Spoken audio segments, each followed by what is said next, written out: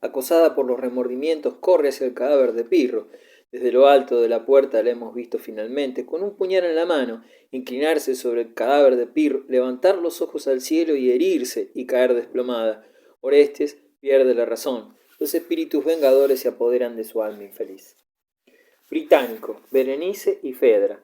Los celos literarios fueron, desde luego, la verdadera causa de la polémica que su Andrómaca, 1667, desató, tratando de abrumar a sus detractores con la reafirmación de su talento, emulando a Corneille en el género de la comedia, como lo había igualado en el de la tragedia. Recién escribió Les Plaisirs, Los Picapleitos, sátira aguda, visiblemente inspirada en un proceso que acababa de perder. El argumento de Británico, 1669, tomado de uno de los periodos más sombríos de la historia romana, está enteramente reconstruido por el autor, lo propio que Berenice, antiguo personaje que por otra parte no debe a Suetonio más que 2 líneas sin importancia. En cambio, Racine en 5 actos mantiene el interés y hace asomar lágrimas a lo largo de esta suave elegía sin acontecimientos ni episodios. Berenice, la hermosa reina oriental, ha conquistado el amor de Tito y lo ha seguido hasta Roma, donde el emperador debe ceñir la corona, pero la ley romana no admite el matrimonio entre un romano y una princesa extranjera. ¿Iniciará Tito su reinado infringiendo la ley o sacrificará su amor a su deber de emperador? Tal es el nudo del drama en que se desarrolla entre Romano y Berenice, una escena desgarradora, hasta que por fin Berenice se percata de que Tito, en tanto que romano y dueño del mundo, no puede elegir. La obra termina con un elogio de la resignación. Un acontecimiento semejante había ocurrido en tiempos del propio Racine entre Luis XIV y María Mancini. Durante la década de 1667 y 1677, Racine escribió 7 tragedias, todas caracterizadas por héroes que comentan su vida en el mismo momento en que la viven.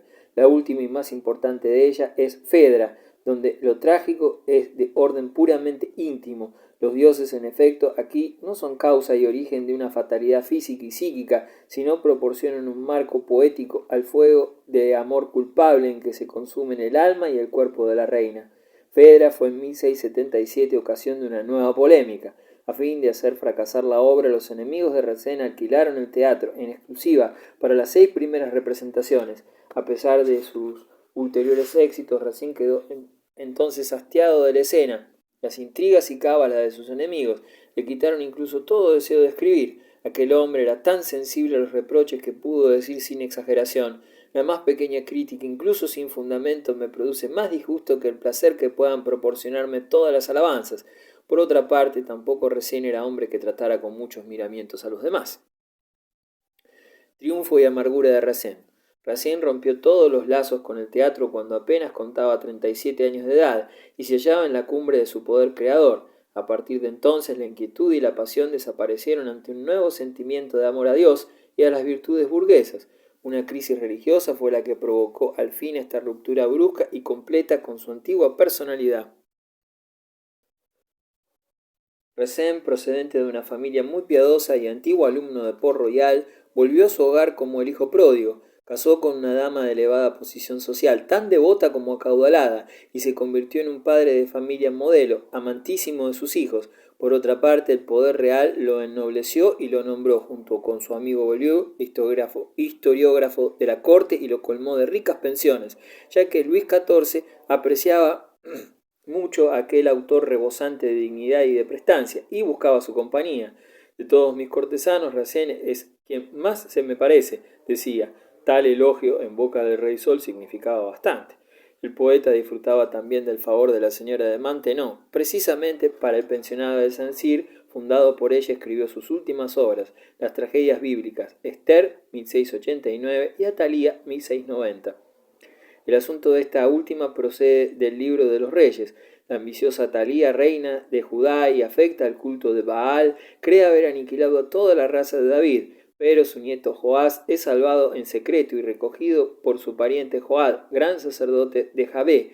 7 años después, el sumo sacerdote presenta al muchacho al pueblo y lo corona rey de Judá. Al oír los gritos de la muchedumbre, Atalía se apresura a correr al templo y allí se encuentra frente a frente con su nieto revestido de los ornamentos regios y bajo la protección de los levitas armados.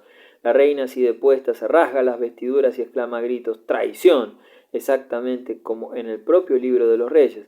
Renuncia a la lucha, pero antes de marchar el suplicio decide vengarse con una funesta predicción. También Joab jurará un día de la religión de Yahvé, y el pueblo no verá en él más que un profanador y un idólatra. ¿Precipitó a Atalía la desgracia de Resén en el favor regio? Es verosímil. Luis XIV no debió escuchar con demasiado placer las diatribas de que está salpicada la obra contra los soberanos que observan pocos miramientos hacia sus súbditos y se dejan corromper por sus aduladores. A partir de entonces prestó oídos a quienes afirmaban que el poeta e historiógrafo del rey no era más que un infame jansenista. Perdida la confianza y el favor del rey, Resén se consagró por entero a sus deberes de cristiano.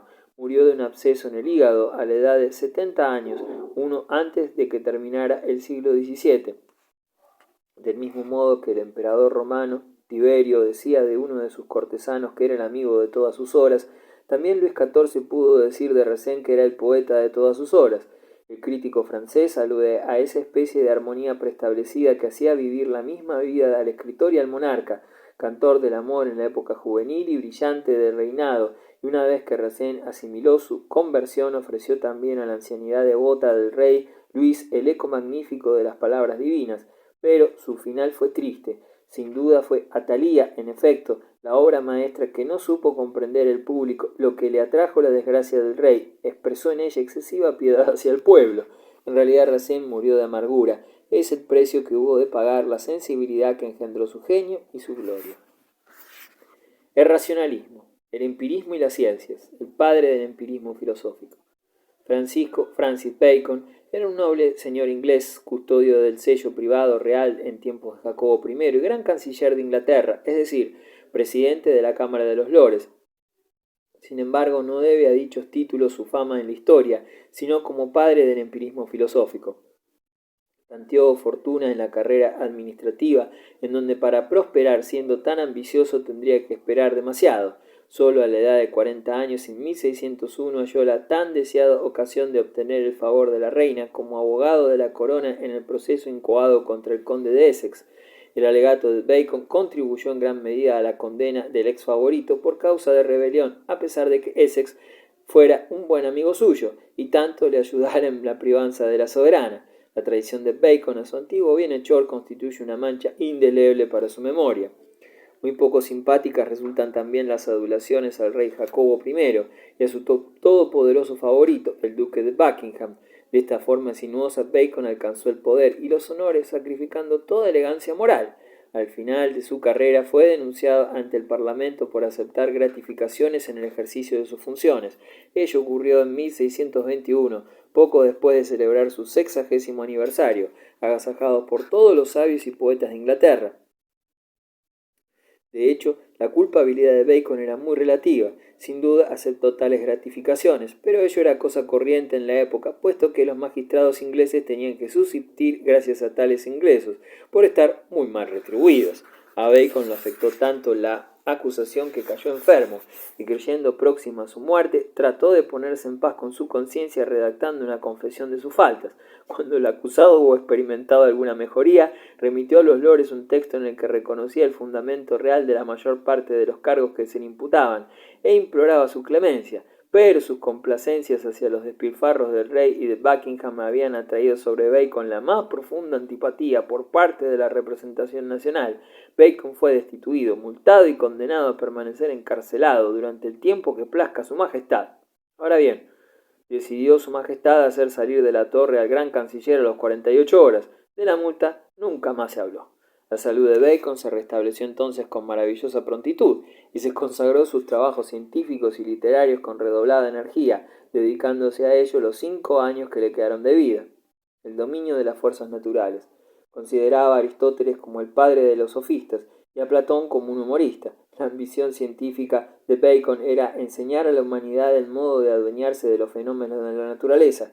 El incremento del poder del ser humano sobre la naturaleza es el objetivo más elevado que éste pueda dar a su existencia, y algo cuya satisfacción supera con mucho todas las conquistas que puedan hacerse en países extranjeros. Mas para llegar a dominar la naturaleza y convertirla en obediente, servidora de la humanidad, es preciso antes conocer sus leyes, pues conocimiento es igual a poder.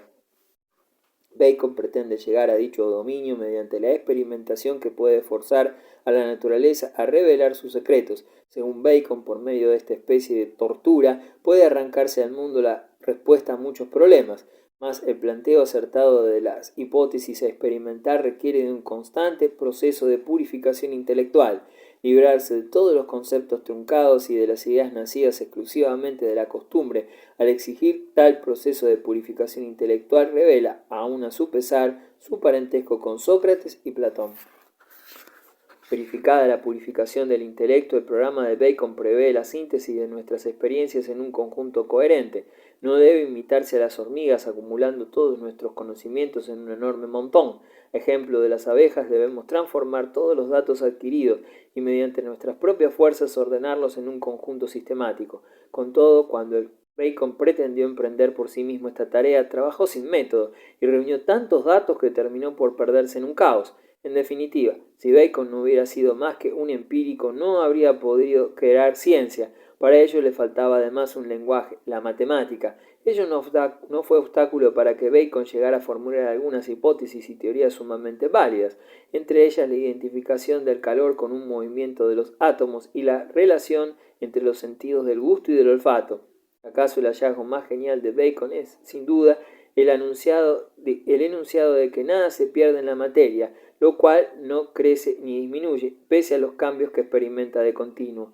En un axioma enunciado por Bacon inspirará a Newton su teoría de la luz, revolucionaria en aquella época. Bacon proporcionó preciosas observaciones de botánica y de anatomía comparadas, a veces exponiendo imágenes desorbitadas, y así compara la raíz de una planta con el cerebro de un hombre, y las hojas y ramas de un árbol con los miembros del cuerpo humano. Bacon, otro ensayista. Francis Bacon no solo se dedicó a las ciencias naturales y a la filosofía, sino también a la literatura. En sus obras se revela como uno de los mejores maestros de la prosa inglesa. Su obra más popular, Ensayos, es un verdadero manual de sabiduría cotidiana. Puede decirse que este libro ocupa en la literatura inglesa idéntico lugar al de los ensayos de Montaigne en la literatura francesa. Bacon es el primer representante de un pragmatismo específicamente inglés. La doctrina utilitarista en todo caso, la sabiduría baconiana es, ante todo, la de un cortesano y de un político ambicioso, hasta tal punto que uno de sus biógrafos afirma que sus essays son el perfecto vademecum del intrigante. Por otra parte, Bacon proporciona consejos a sus lectores con la correcta amabilidad del cortesano y la misma sonrisa comprensiva que Montaigne dedicara unos lustros antes a las debilidades humanas. La verdad es siempre más agradable, dice, cuando va mezclada con una dosis conveniente de mentira. No hay necesidad de hacer las cosas más graves de lo preciso. La propia muerte no es tan terrible como la describen los hombres en su ceremonial fúnebre, con tantos suspiros sollozos, rostros de seria palidez y amigos llorosos vestidos de luto. No tienen por qué envenenarse los hombres la existencia con guerras de religión. Las luchas y disensiones religiosas eran una plaga desconocida para los paganos, y así el poeta Lucrecio dice de Agamenón, cuando iba a sacrificar a su propia hija: ¿cuántas desgracias puede provocar la religión? ¿Qué hubiera dicho entonces en caso de haber presenciado la matanza de San Bartolomé en Francia o la conspiración de la pólvora en Inglaterra? Habría sido todavía más ateo de lo que era. Podemos citar otros aforismos suyos. La locura de unos es motivo de la suerte de otros, y, en efecto, nada nos ayuda tanto como los errores de nuestro prójimo. La muerte va hacia los jóvenes, y los ancianos van a ella. En ella estriba toda la diferencia. La mujer es la amante del marido joven, la amiga del esposo de edad madura y la enfermera del marido viejo, de modo que el hombre siempre tiene una razón para casarse a cualquier edad. Pero más cuerdo es aquel que, al preguntársele cuándo hay que casarse, contesta: cuando es joven, que todavía no es hora, y cuando más viejo, que ya pasó la hora de hacerlo.